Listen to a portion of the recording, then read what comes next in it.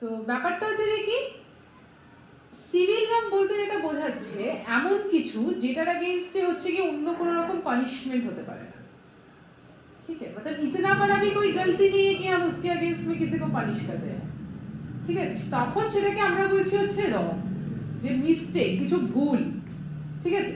ভুল এমন বড় ভুল নয় যেটার अगेंस्ट আমাকে পানিশ করতে হবে, বা ধরো এমন ছোট মিস্টেক নয় যে আমি ছেড়ে দিলাম, ইগনোর করে গেলাম, সেটাও করা যাবে না। বুঝা গেছে কি বললাম? তো আমাকে তখন কি করতে হবে, আমাকে সেটার अगेंस्ट তখন তাকে কম্পেনসেট করতে হবে। টর্টের রেমেডি হিসেবে হতে পারে আমাকে তাকে কম্পেনসেশন দিতে হচ্ছে, বা ধরো তোমার ড্যামেজেস দিতে হচ্ছে। ড্যামেজেস মানে কি? ক্ষতিপূরণ বা কম্পেনসেশন দিতে হচ্ছে।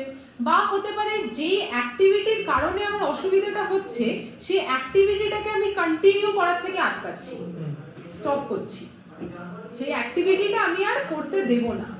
तार माने कि जो भी वो काम कर रहे थे उसको हम प्रिवेंट कर रहे हैं, इस तरह से रेमेडी होता है टॉर्ट, ঠিক আছে।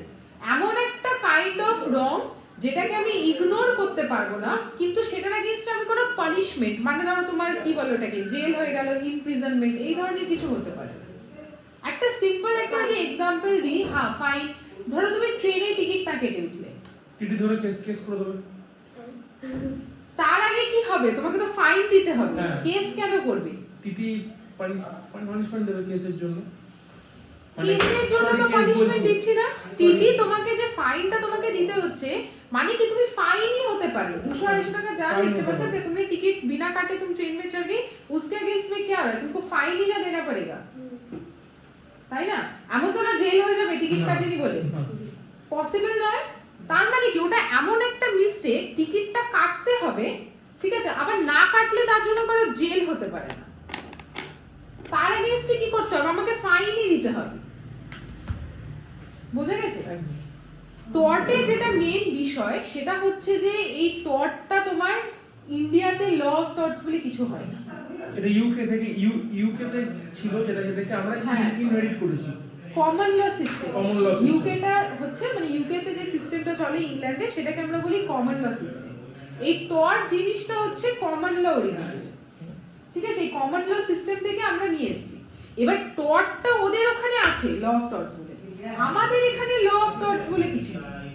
আমি এখানে যেটা করছি, আমি করছি ল অফ টর্টস এর অ্যাপ্লিকেশন।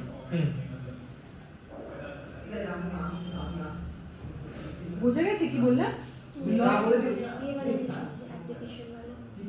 हम बोले कि लॉ ऑफ टॉर्ट्स का जो है हमारे यहाँ पे जो है एप्लीकेशन होता है, মানে कॉमन लॉ सिस्टम এর মধ্যে ল এর প্রভিশন গুলো আছে, टॉर्ट्स से प्रोविजन सब है, अब उसको हम क्या कर रहे हैं, इंडिया में उसका एप्लीकेशन कर रहे हैं। लॉ ऑफ टॉर्ट्स बोल के तो सेट ऑफ रूल्स कुछ हमारे पास है नहीं, तो हम यहाँ पे जो कर रहे हैं वो है एप्लीकेशन। এটার কিন্তু আমরা ডাইরেক্ট যে তোমার ল অফ টর্টস বলে স্ট্যাটিউট হিসেবে কিন্তু ইন্ডিয়াতে নেই, যেটা কমন ল সিস্টেমের মধ্যে আছে। আমরা এখানে যেটা পাবো অ্যাপ্লিকেশন। অ্যাপ্লিকেশন মানে হচ্ছে ধরো টর্টের মধ্যে যেগুলো পড়ে, ধরো নুইসেন্স, ডিফেমেশন, ট্রেসপাস, ঠিক আছে। তো এই এই নুইসেন্স যেগুলো আছে, এগুলো ধরো আমাদের এখানেও কিন্তু আছে। যেমন ডিফেমেশন তুমি সিভিল লতে পেয়ে যাবে, ডিফেমেশন তোমার আইপিসি তে আছে, সেকশনে তুমি পেয়ে যাবে, ঠিক আছে।